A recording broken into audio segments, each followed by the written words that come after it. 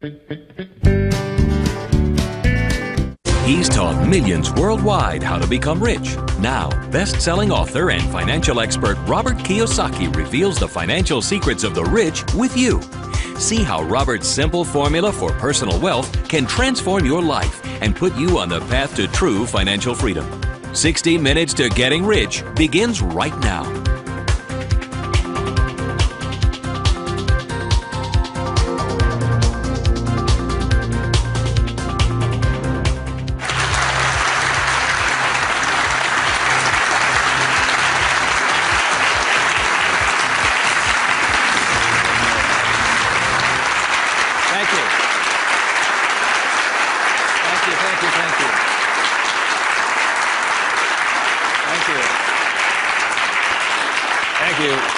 Very kind. Thank you very much.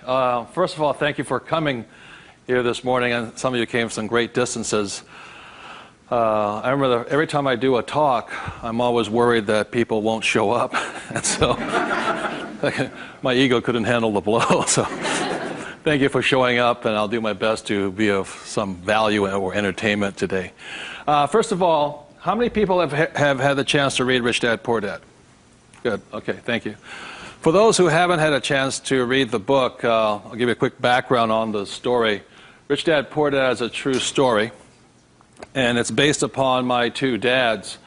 My real dad was the head of education for the state of Hawaii, a very smart man.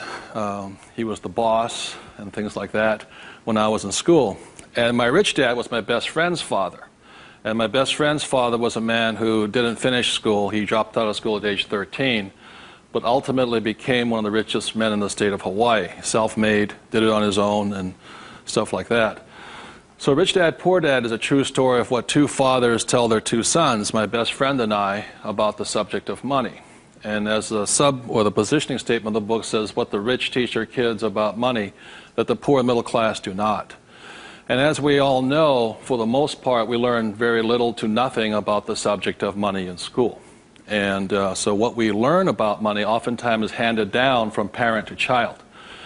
And those are the ideas that we have relative to the subject of money. So my rich dad was a man who, he was my best friend's father, like I said, when you look at the white sand beaches of Waikiki and the hula girls and the palm trees, my rich dad was the guy that owned the land underneath the hotels. And my poor dad, I call him my poor dad, although he was a high-paid government official, and I do mean high-paid. He made a lot of money. In fact, he made much more money as far as a salary and paycheck goes than my rich dad. And so the story is really what my rich dad taught me as compared to my poor dad. And so what we're going to be going over today are some additional ideas and thoughts and information that may assist you in getting wealthier, easier, quicker. How many people would like to get wealthier, easier, and quicker? Good, thank you. So in contrasting them, most of us have heard, like my poor dad, very middle-class man, smart man, but he had middle-class ideas when it came to money and values. And he always said, son, our house is an asset, and it's our largest investment. And my rich dad would say, here I'm 9 years old, I go, okay, I got it, Dad, I got it, right? And then I would go over to my rich dad's house, and I would say, my dad just said, our house is an asset and our largest investment. And my rich dad would say, well, that's why your old man's not rich, is because your house is not an asset, and if it's your largest investment, you're in really big trouble. And that's when the contrast that started to hit me. And then my poor dad always said, do you think money grows on trees? And his favorite words were, I'd say, Dad, let's buy this. He goes, I can't afford it. And my rich dad said he forbade his son and I from ever saying the words, I can't afford it. He said, the moment you say you can't afford something, it becomes true. So the power of the spoken word or your thought has the ability to become what you think is real in the world. So if you say, I can't afford something, that becomes your real world or reality. And what my rich dad said instead was, instead of saying I can't afford it, simply say, how can I afford it? Or in school a lot of times, I'd say, hey Dad, guess what, I'm going to be a millionaire. He goes, you can't do that. And my rich dad said, never say you can't do something. Ask yourself, how can I do it? And he said, and just in the switching of those words, if you say, how can I afford it, your mind opens up to the possibility. And your mind then has to go to work. This is your single most powerful tool you have, is the brain. But if you say, I can't afford it, then the thing goes to sleep and it sits there, goes dormant, and doesn't have to do any more work. You're the one who's doing the work then.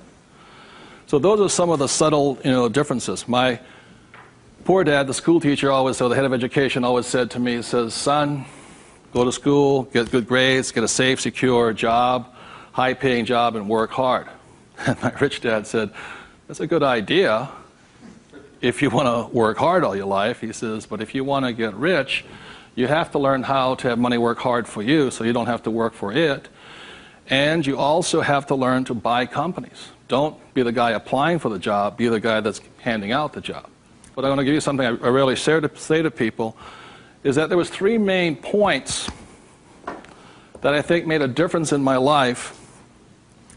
And point number 1 is that I realized very early on in life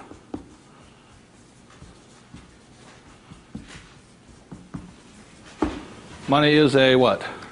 Idea. It's whatever you think it is.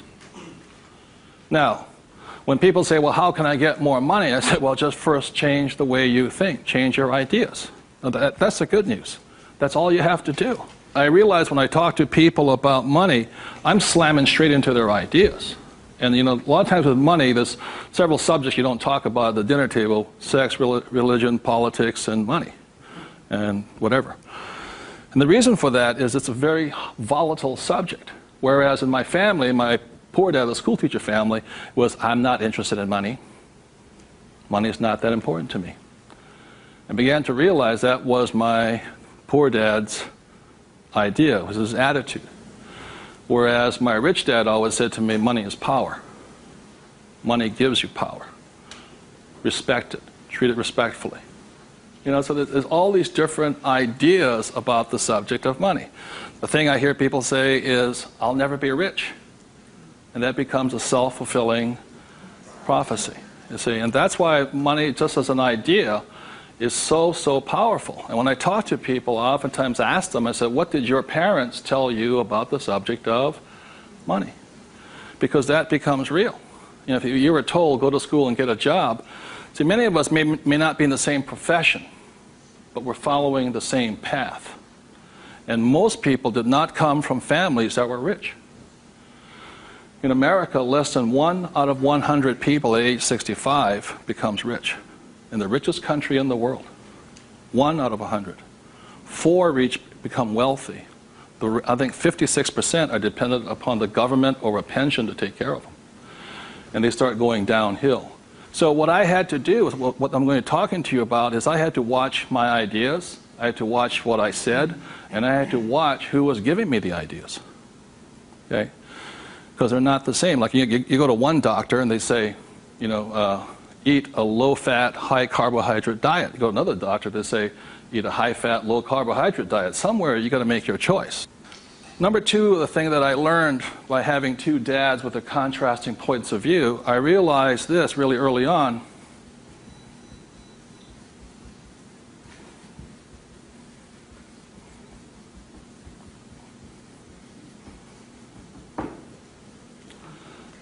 I realized that money doesn't make you what?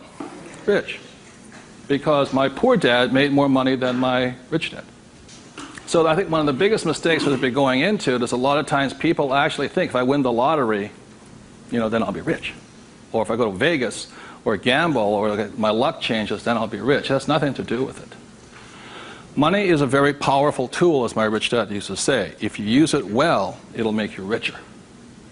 If you abuse it, it'll make you poor. So one of the big things that my poor dad made the mistake of saying, he always thought that if he got a pay raise, that would solve his money problems. And the trouble is, every time he got a pay raise, he got bigger problems.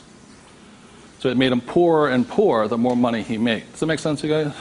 That was a very big problem with him. And then the third thing I realized by having 2 dads and having 2 contrasting points of view was that there's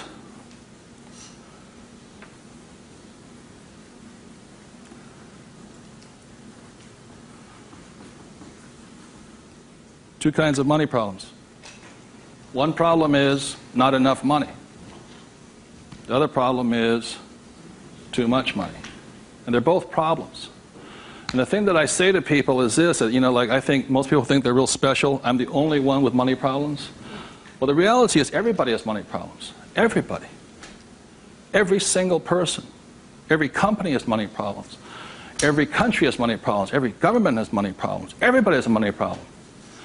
What makes you rich or poor or middle class is how you challenge or handle the problem. And what most people do, since, so most of us came from families where the problem was too much or too little. Too little.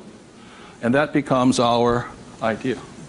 We think money is scarce, hard to get, work hard for it. Very popular idiom going around today suggesting that the way you get rich is cut up your credit cards. Oh, man. Live below your means. Those are poor people's mentalities. Save, go long term, buy mutual funds. And it's not a rich person's way of thinking. I love my credit cards. They make me happy.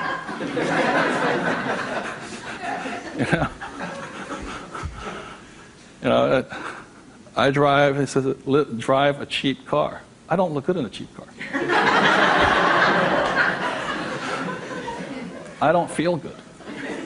Now, the point I'm making here, again, there's poor, middle class, and rich. And very early on in my life, I really realized that being poor and struggling did not look good on my face. I did not like it. But I grew up in a family that if you were rich, the idea was that you were crooked, evil, not caring, inhuman, not generous, and all that stuff. So if I said I want to be rich, then I went against my family's values. It was tough having that. Now, the other thing I saw was that by my rich dad managing his money well and becoming a business owner and an investor, that he got richer and richer and richer. Then he had a different kind of problem. His problem was too much money. And my rich dad said to me when I was about 18 or 19 years old, he said, son, there's two kinds of problems. Not enough or too much. Which one do you want? And at that point,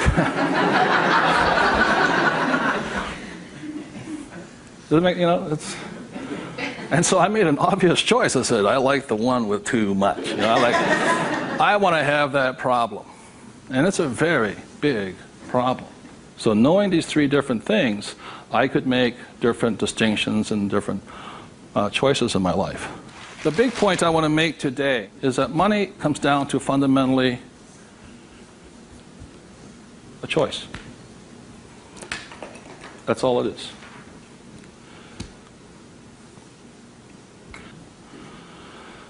And so, as a young boy having two dads starting at age 9, I had to make a choice of which dad I was going to listen to. And it was a tough decision. Really, really, really hard because I love both men.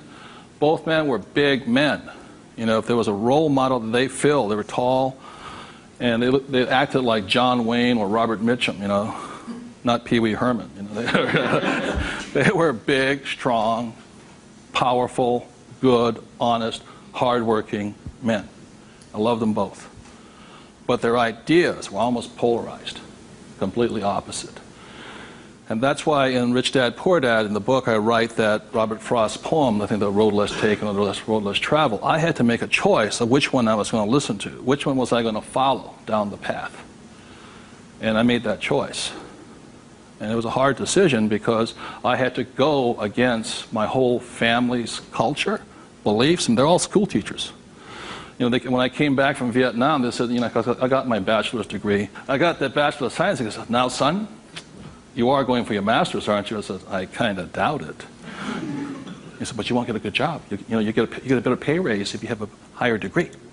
I said, I'm not going to get a job. And it's hard. You sit at the dinner table and there's no conversation, Well, you going to get your doctorates? I said, well, if I'm not going to get my master's, I don't think I'm going to get my doctorates,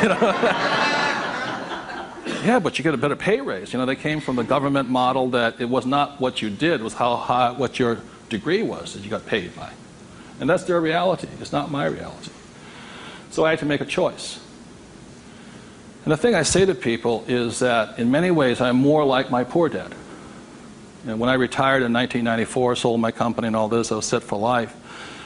You know, I realized that I'd been too much like my rich dad, and that I wanted to run the second half of my life more like my poor dad, but I was going to teach people what my rich dad taught me. And that was a decision I made. But the thing is, it's a choice. And my propensity, my natural inclination, my genetic makeup, my mental makeup is more to be poor. I have to fight my natural inclination to go for job security, to play it safe, save money, invest for the long term, all that other rot my father believed in. The point I'm making here is this: every morning I get up, I still make the same choice. Every morning I get up, I make the choice. Do I make the choice to be poor, middle class, or rich? And we all have that choice. You know, we have to, as individuals, make that choice. By the end of my talk today, you'll find out how easy it is to become exceedingly wealthy. But it's just a choice. Okay? So my intention is to maybe shake some of your core values. You know, think about the way you think, change the way you think. You may want to make some new choices and things like this. That's my purpose. So what I'd like to ask you to do is you find a partner. I'll give you about 30 seconds, and you can just talk it over. You talk about what your parents taught you, what choices you had, but more importantly, talk about this subject here. It's just an idea. What were some of the ideas you got from your family? The idea that you think you work harder and make more money, will that make you rich? I don't think so. And there's only two kinds of money problems. Which one do you want? If you're sitting by yourself, break out a notebook and just write down some of your thoughts. Because really, it's just your ideas that cause you to be rich, poor, middle class. So we take about 30 seconds and discuss with the person next to you some of these ideas. Thank you.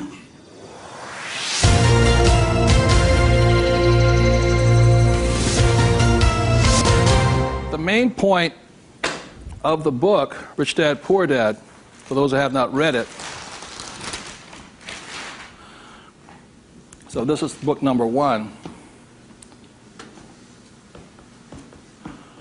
The main message and the point is the importance of financial literacy. Can you read a financial statement?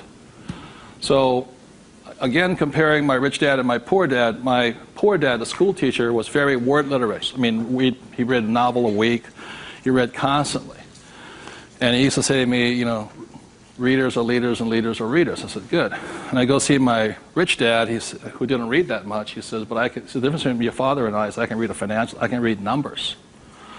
So so Rich Dad, Poor Dad is very simply about the numbers. And this is an income, expense, assets, and liability. And that's the basis of financial literacy, a financial statement. Now, the problem, and so what it is about the difference between assets and liabilities, things like this. So this is really what the book was about. You know, the thing about an asset, my father would say our house is an asset, and my rich dad would say it's not, because very simply assets, according to my rich dad, asset will put money in your pocket whether you work or not. And a liability will take money from your pocket whether you work or not. That was very simply it. The important things about a financial statement is that it allows you to see the truth instead of being stymied by other people. My bankers never asked me for my report card yet, you know.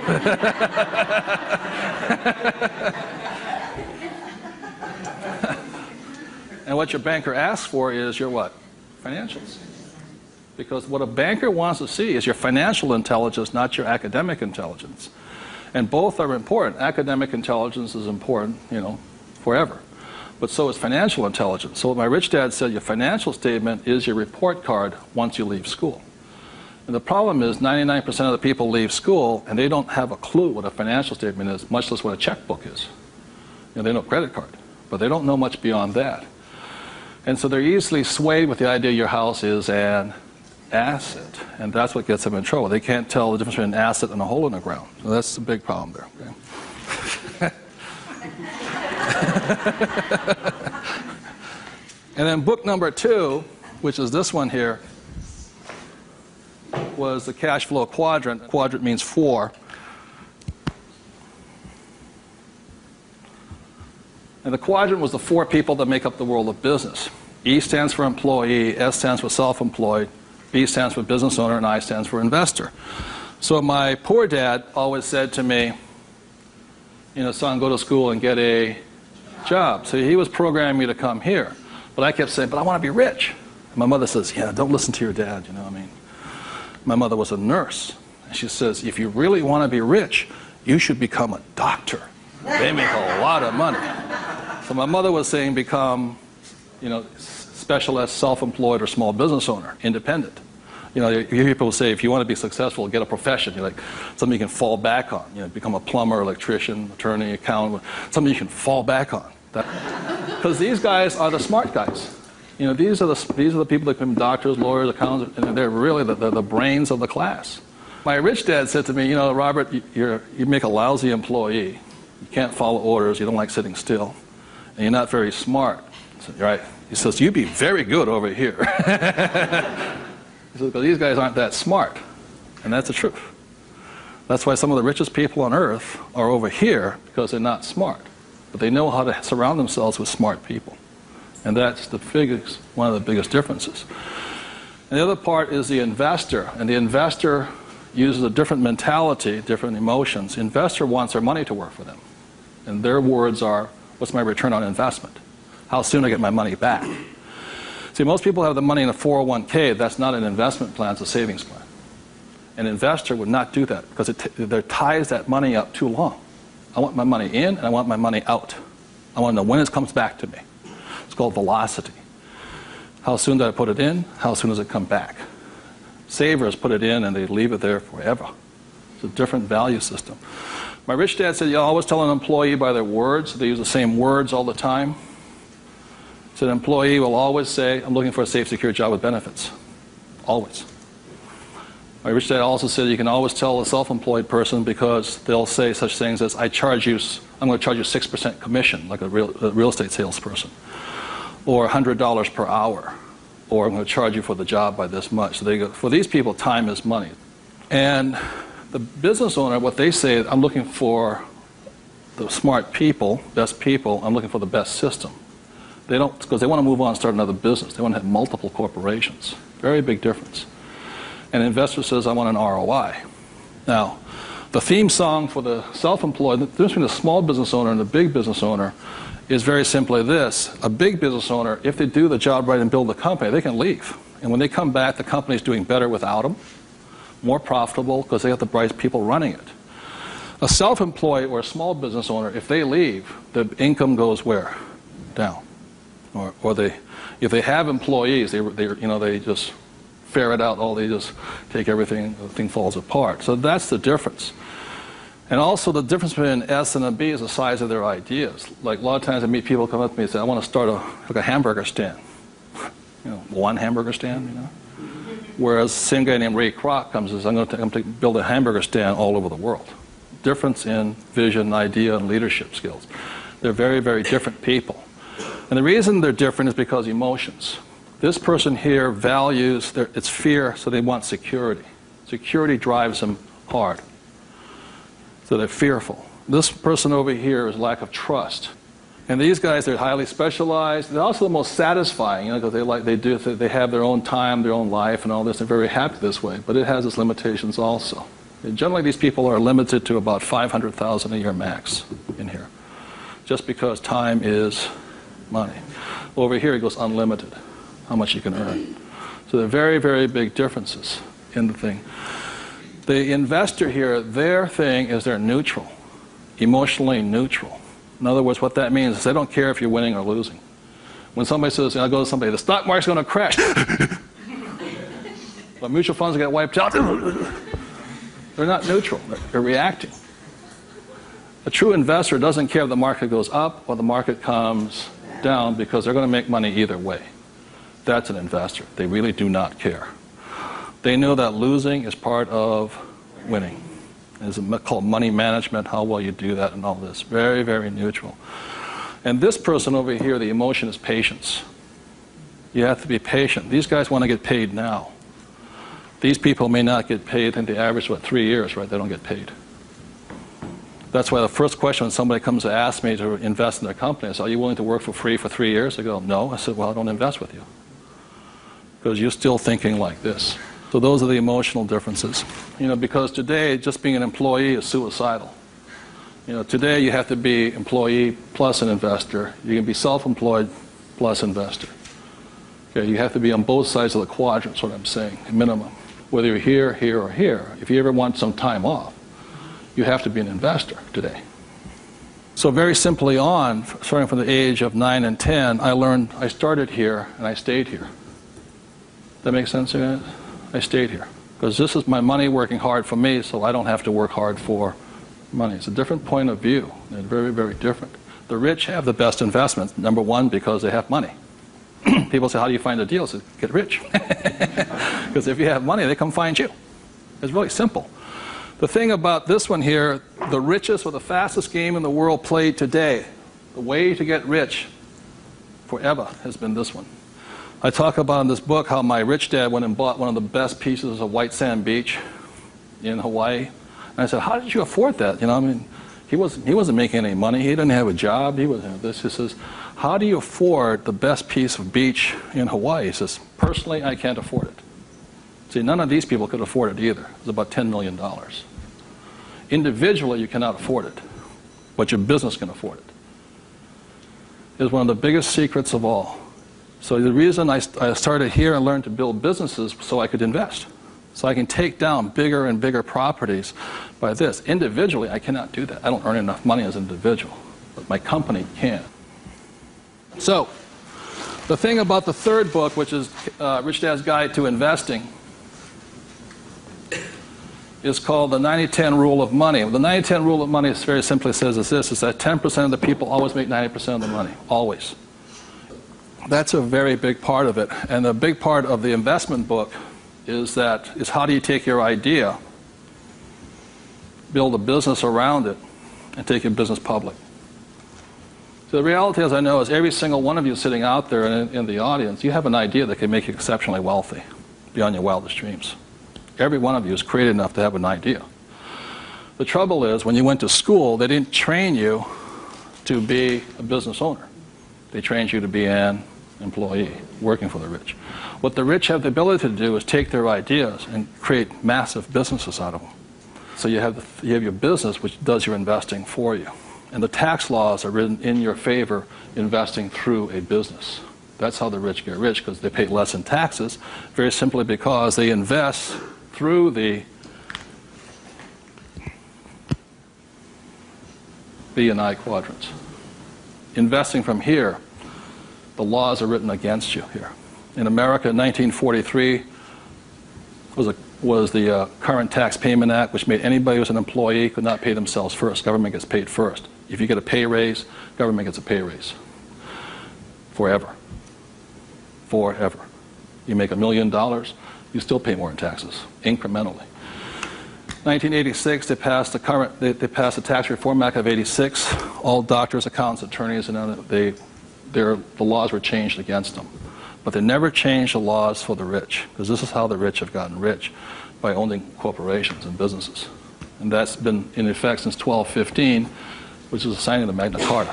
So ever since the thing is, you have to know, you want to get rich, you have to play by the rules of the rich, because the rich make the rules. And for the last thing I want to say about taxes is this. If you're an employee, the tax laws is that your financial looks like this. If you're a business owner, your financial looks like this. And the big difference here is this, is as an employee, your first line item expense is tax. If you're a business owner, it's the last. That is the biggest loophole ever. And that's why the rich get richer. They can take their money that comes in here and goes in here, and these guys, the money comes in and goes there. Very big difference. So would you take 30 seconds and discuss whatever you have heard so far? Thank you very much.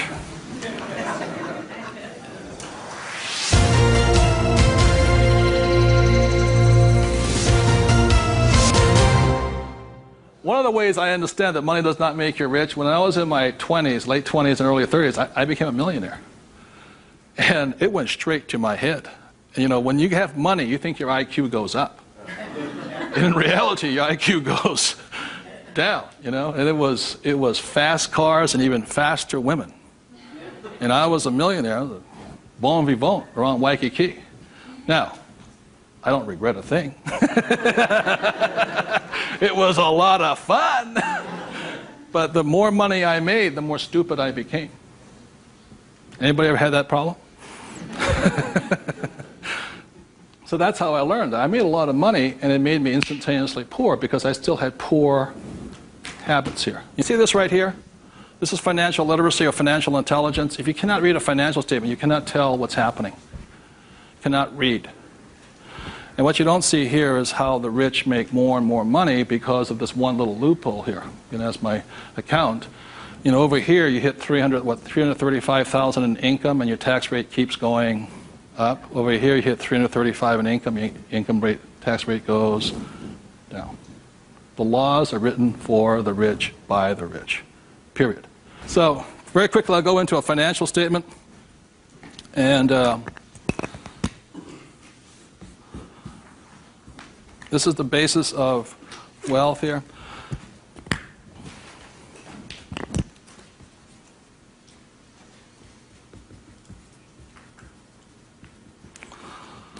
So what happens to most people is they say their house is an asset and all this. My rich dad said, your house is not, whether a house is an asset or not, has nothing to do with this thing here. It has to do with the most single important word in business, and that word is called,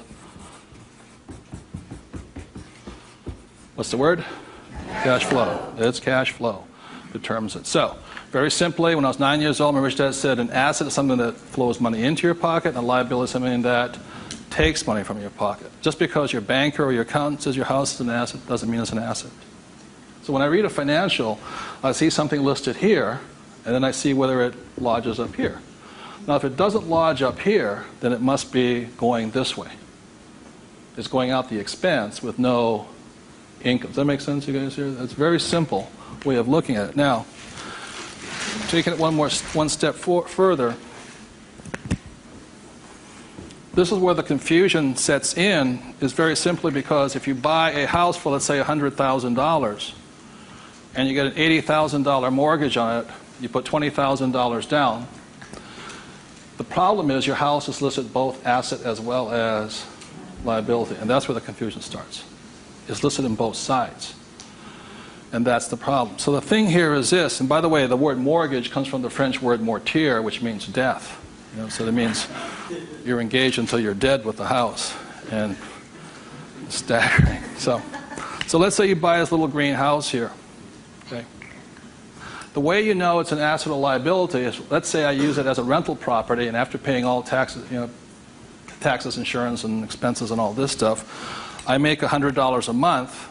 It shows up over here under income of $100 a month. Now, if let's say I have a tenant who trashes the place, doesn't pay me rent, takes me years to evict the bugger, immediately that house becomes a what? Liability. So the house can be either asset or liability, but it's not because it's an asset or liability listed here. What determines if it's an asset or liability is income and expense. So what makes a person struggle financially is that what they do is they go out and buy a house, and they call it an asset. So you have a house mortgage over here. You buy a car, you call it an asset. You buy yourself a Gucci suit, that's called an asset. You get a gold watch, it's an asset, and all this. But they're really what? Liabilities. And so what happens is, I can tell if a person's rich or poor or middle class very simply by reading the financial. I can look at the financial and see this. If money's coming in and money's going out, this is the cash flow pattern of a poor person. It's not how much money you make. It's how you spend your money. I know a doctor here in Arizona, he makes over $500,000 a year. But he spends $525,000 a year. It comes in and it goes what? Out. He thinks like a poor person. Okay. The average middle class person, because they have a job and the bankers like people with jobs and all this, they get all this stuff. This is their cash flow pattern. They have huge long-term liabilities. They're illiquid. Okay? And this is the cash flow pattern of the great middle class who think they're rich. My rich dad said, just because you live in a big house, have a nice car, and wear nice clothes, doesn't mean you're rich. You could be broke, more poor than the poor person. So the difference for me was that I spent my life learning how to acquire assets. So I don't need a job. The object was never to work for money. It was to learn to acquire assets that put money in my pocket, either stocks, bonds, real estate, businesses. So this is the cash flow pattern of the rich. The way to find out how rich you are is this: let's say you're married, husband and wife. If the two of you stop working, what happens? See, if my wife and I stop, income still keeps coming, because it's not dependent upon us working. The average person, all their assets, they realize if they stop working, are really liabilities. As my rich dad said, assets feed you if you stop working, liabilities eat you. And the reason they can't stop working is because the liabilities eat them. So the definition of wealth is how long can you survive without working? And it's measured in days or years in time. So when I retired in '94, my wealth was infinite. In other words, I always had more than enough money coming in that was greater than my expenses. And that's a way of thinking. Would you please take 30 seconds to discuss that thing on cash flow? It's cash flow that determines if you're rich or poor, okay? Thank you.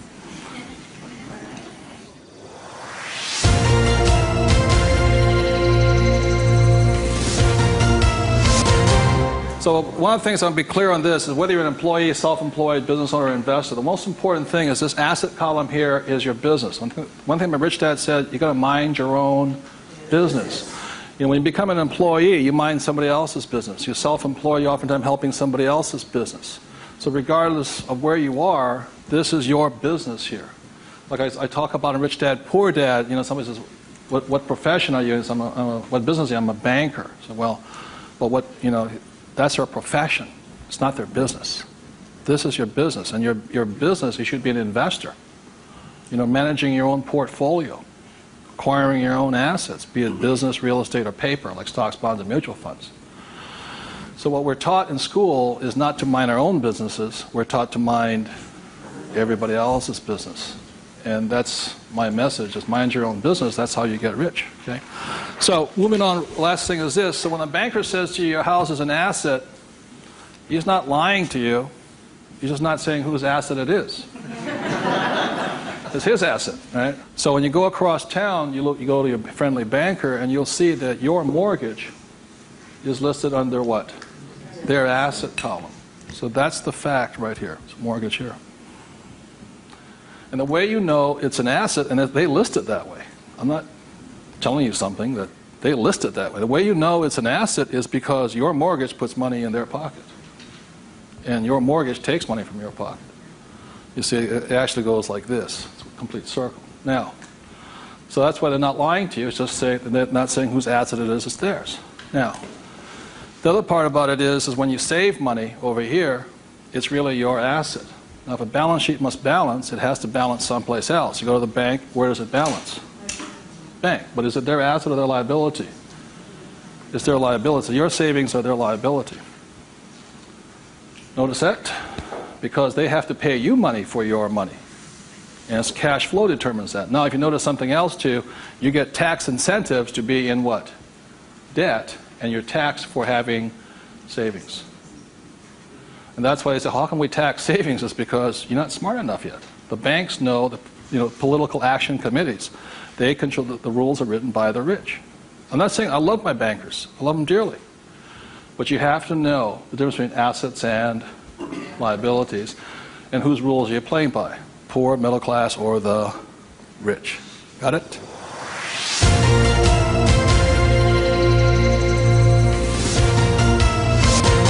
I'm going to talk about a subject that's getting nearer and dearer to many of my peers' hearts lately. And the subject is retirement, or the lack of the ability to retire. So I said the way I retired early has to do with the issue of this.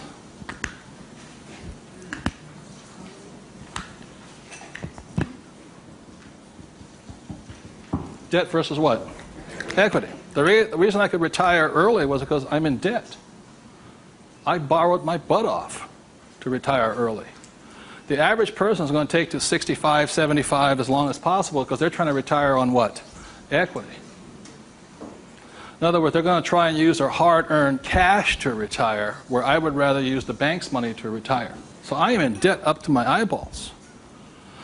Because the reason is I know some of you out there, because I'm sure some of your parents told you to get out of what? Debt. Well, that's not that intelligent. Because you have to know there's good debt and what? Bad debt. And most people are loaded with what? Bad debt. And if you want to get rich, load up with what? Good debt. And the question I asked those bankers, I said, let me ask you this. How long would it take you to save $1 million? I'll ask you guys, how long would it take you to save $1 million? A couple of years at least, right? Yeah. How long does it take you to borrow $1 million? About 10 minutes. If you have good financials. And that's the difference. And that's the price people pay for not being educated in this world, to think that you have to work hard, save money, and finance your retirement on equity. I'd rather do it on debt. And the way I do it on debt is my banker will always lend me money on a thing called real estate. Always. They will not lend me money to buy stocks, but they will lend, even if it's bank of what stock, their own stock, they won't lend me $1 million for 30 years at 8%. But if I find a commercial building, $1 million, 8%, 30, they'll all day long.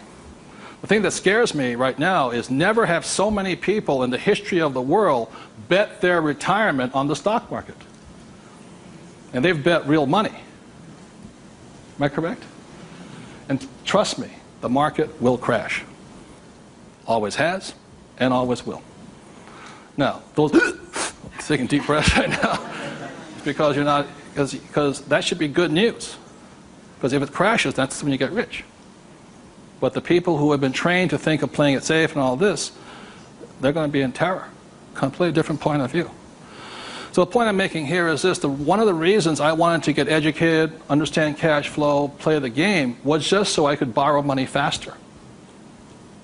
When my poor dad always said to get out of debt. Debt was bad. So I just called, I just called my broker down the street here. I said, I need 2.4. He says, come in and sign the paperwork. That was it. 2.4 million, just sign. Now, because I can take that money and make 10 million out of it, the average person will go on vacation with it. Or buy a big house, or buy a boat. It's called fiduciary responsibility. If you can prove you know how to manage your money and you have the good financials, plus you have a couple of million in cash, they'll lend you all the money you want. Because they know my problem is too much money. And the reason I buy real estate is because I get more tax breaks. Real estate is a game of the rich, not paper. It's a really interesting world. So what I'm going to go into is how you can get to the point where you don't, I'm not recommending just go out and borrow today, especially if you have no education. I spent 40 years getting here, to the point where I can call my broker up. Before, 10 years ago, I'd call them up and they'd laugh. How much do you want? Well, I took that as a feedback that I had to improve my financials. Does that make sense to you guys here? To the point where they would say yes. So the difference between my poor dad and my rich dad was this. My poor dad always said, get a high-paying what? Job. Big mistake. Because the trouble with a high-paying job is you get taxed. So my rich dad said, that was my poor dad, high-income job. That was the key to success. That's a very middle-class, pedestrian point of view. The rich know this. It's not how much money you make. It's how much money you keep. You've got to keep it. It is not how much you make. It's how much you keep. It's called the income to expense ratio. In other words, how much drops to your bottom line. Does that make sense to you guys here? Yes. How much drops?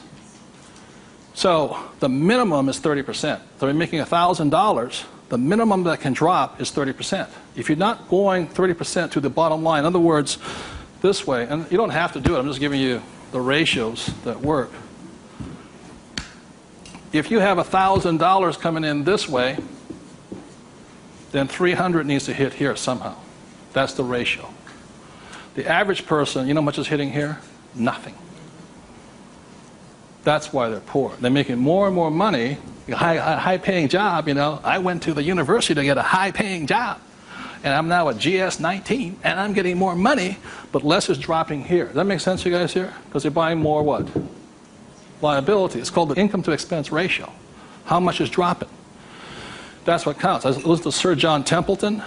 He said when he first got married, for every 1,000 that came in, 500 hit here. That's what makes the rich rich. It's not how much they make, it's how much they keep. It's a matter of focus. And my poor dad always said, I'm making more money. And my rich dad says, I'm keeping more money.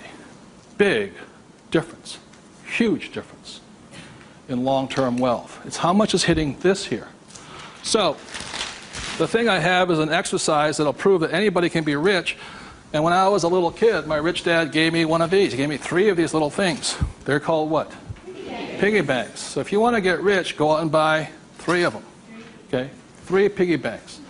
That's all it takes to train yourself to think to be rich. Now, for every piggy bank, so you have 1 piggy bank, 2 piggy banks, 3 piggy banks. 1 is for saving, 1's for investing, and 1 is for tithing or charity. Very important to give. The decision you make today, I'm talking about choices. You can say, well, that's too simple, you know. But the choice you make is for the rest of my life, or for the next 90 days, whatever you can handle, how much am I going to put in each bank every day? Not once a week. Every single day. Because what you're training is your brain to think like and act like and be like a rich person. You're dropping it to the bottom line. So, let's say the most you can handle today, given your horrific financial brilliance, is $1. Good. Now, I don't care the dollar amount, but I do care that you do it. Just like going to the gym and saying, you know, today I look like a sumo wrestler, but tonight I'll look like Arnold Schwarzenegger. It's not possible, you know what I mean?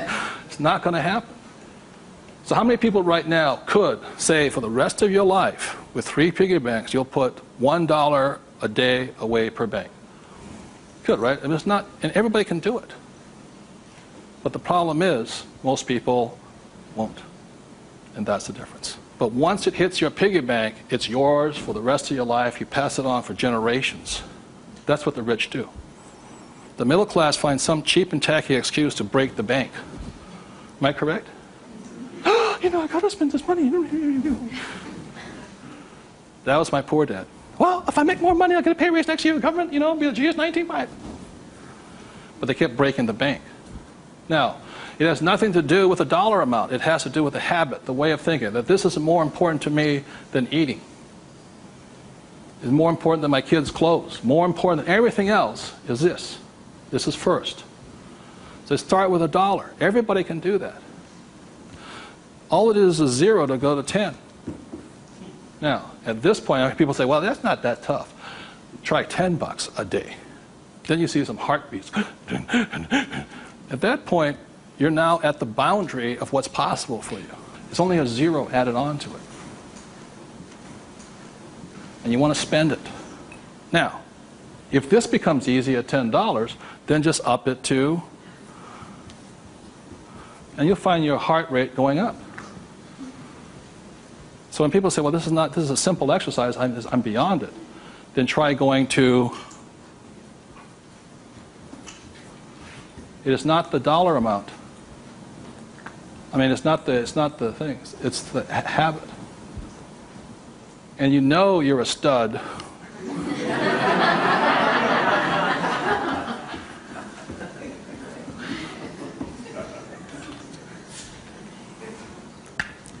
This never spent. This is what your mad money is. You buy your properties in stocks and bonds, mutual funds with. You can afford to lose this if necessary, but you never lose this one. And you tithe your church or charity of your choice. Now, I give to the charity that I would like to support, but I don't have the time to support. So you put your money where your body would be. Does that make sense to you guys here? My rich dad gave it to his church. My poor dad gave nothing. He says, when I have the money, then I'll give it. That's why he was poor. The next point here is that my rich dad always believed in job security. My poor dad, job security. And my rich dad believed in financial security. So the way you get financial security is, again, via these three things. This is the basis of it. Savings, investing, tithing. So the way you get financial security is start with this, and then I start investing with this. Does that make sense? My investing account, this is when I have my fun. I play with that money. So the deal here is this, whether you're buying a business, real estate, or paper, the ratio is this. You can ask my wife the question. For every, somebody says, well, you know, I don't have any money. How do I get some money? I said, start with that, the three piggy banks. Or how do you find a nothing down deal? The reason they want a nothing down deal is because they got nothing to put down, right? And that's the most risky thing you should do. You can only take a nothing down deal when you have a lot of money to put down, because it's too risky. I can take a nothing down deal because I got the money to cover it in case it goes bad on me. But the point here is this, how I got my experience, how I can find a deal is this. You can ask my wife this. For every one property I buy, how many properties or businesses or stocks do I analyze? 100. That's the ratio. Before I buy one piece of property, I will analyze a minimum of 100 properties. If I don't buy one property in that 100, I start all over again. It's 100 to 1 is the ratio. That's how I find a deal. Not only that, is when I had no money, what was I doing? Still analyzing a deal. It's 100 to 1 before you can find one deal. And people come, oh, you know, I went with a ride with a realtor and we found one property and we bought it. I said, how many did you look at? Just that one. That's an idiot, not an investor. They have no clue. The way you want to find out the market trends, the ups and downs, the ins and outs, is you got to analyze 100 deals. Out of that 100 deals, you put in offers on 10. Because 90 are bad. But in the practice of analyzing the deal, you get smarter. I learn more. I learn something from each deal I look at. Of the 10 I invest in, or I put offers in, I might get 3 accepted. Now, this comes from my friend Dolph DeRoos, who's a real estate genius. He says, if this number is like 6, what does that mean? You're offering too much money. That means you're not being tight enough. You've got to screw it down a little bit more. It gets down to nobody accepting you're too tight. So you want to keep it in this ratio. Of that, you'll buy one property. When people say, how did I get my education? I got my education evaluating deals. I estimate to this day right now, I've looked at over 50,000 deals. That's how I got smart. Instead of going to work, I look at deals. If I'm buying a business, the ratio is the same. 100, 10, 3, 1. If I'm buying a stock in a company, I've got 100 companies, same ratio. Everybody can do that. Does it cost them any money? No, not at all. It's free. When I go on vacation with my wife, Kim, she knows where I'm going to wind up. It's a real estate office or a brokerage office, because it's a habit. So this is what gave me financial security, and what my poor dad focused on was what? Job security. He had no assets when he lost his job. Okay? 30 seconds, please discuss that ratio. 50,000 properties I've looked at now.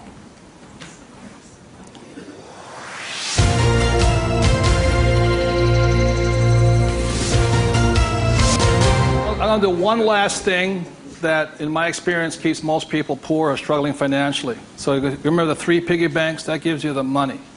Doing this, 100 deals. The reason I don't have a job is because it would interfere with looking at deals. I don't want to do that. I'm looking at a deal constantly. That's the people that work with me constantly. That's all I'm doing is tracking down deals. It's a waste of time to work. I don't get rich. So that's the thing. The second part is most people don't have the time to spend the time to get rich. They're too busy working for the money. And the third part is most people say it's risky or it's fearful or they chicken out. You know, they see a deal. Even if they see it, they back out. And I've seen so many people do it. And the reason for that is because if this is an iceberg, okay, most people, they say, I'm going to get the 3 piggy banks, I'm going to look at 100 deals, but it comes time to put the money, we call go hard on the dollar. You got to go hard. If this is your conscious mind, let's say, this is your what? Subconscious. Money, sex, politics, religion. This thing takes over. I have seen people, hey, I might lose money, what the stock market crashes, and what if this is bad, and I'm going to call my accountant, my attorney. This talks. I see him walk away from it. Well, I'll think about it. It doesn't cost you anything to buy a piece of property. Nothing. It costs nothing. It's called you put an option down on it. I sit there and say, well, you want $1 million? I said, here's a $20,000 check. Don't cash it for a week. I'll see you. I option it. Same as in the stock market. Option. I don't use the thing. It doesn't cost you any money to buy a piece of property. But people will talk themselves out of it. Instead of interacting, these guys are reacting. And it's really tough here in Arizona, or you don't know what it's like to be in New York. I'm going, it doesn't make any difference, because the problem is between your ears. Because the fears come up, they start talking. You can't talk to these people at that moment. They're like, and the reason is because of the magic word. What is it? Fear. And what happens to the average person, fear stands for false evidence appearing real. And what I mean by false evidence is that if this starts talking, they'll start gathering the evidence to make sure that it's real. Well, you know that most businesses fail. Let me show you the facts, and let me show you the stats.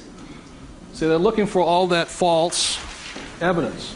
They'll validate, they'll justify it. They'll call their mother, their sister-in-law, their brother-in-law. Yeah, we agree with them. Am I right? Yeah. They'll make it real. It's not real. Like, I got crucified that said, that 9 out of 10 businesses fail. I said, that's correct. Most of them fail, but one makes it. I said, look, I failed twice. Twice I was part of the 9, but once I made it to the 10. The difference between you and me is you haven't failed at all yet. Yogi Berra once said the great thing about the National League is that if you strike out 7 out of 10 times, you're in the Hall of Fame. So the biggest mistake was by my poor dad, my rich dad. This did his thinking for him. He could give you all the reasons why you fail. When I failed, I felt terrible for about a year. It was horrifying. I lost millions of dollars. Self-esteem, I was homeless again, on the street and all this. But once I got that back, I was stronger. Then I failed the next time. Well, but 6 months depression. Third time I hit it. Difference is my poor dad said, you failed. My rich dad says, you haven't failed enough. There is a difference. And my rich dad also said, failure is part of success. People who avoid failure also avoid success. So your biggest expense is not what you spend. Your biggest expense is the money you're not making because you're afraid. So the thing that my rich dad taught me very early on, called fear.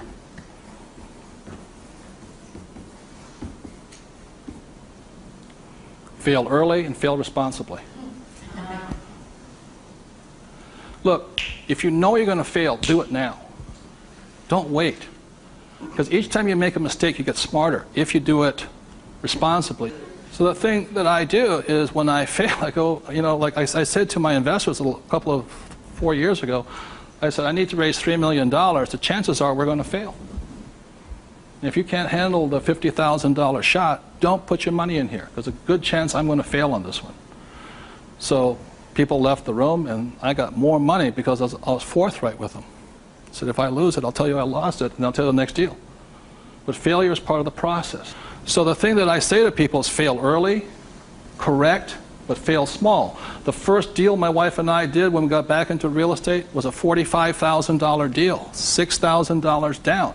If we failed, we would have got smarter than somebody who didn't fail at all. But we didn't. So we pushed the boundary, going bigger and bigger, hoping to fail.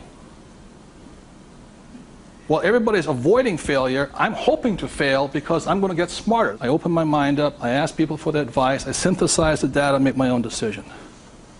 But I live and die. If I make a mistake, I own this. I apologize, I blew it. I made a mistake. This is what I learned.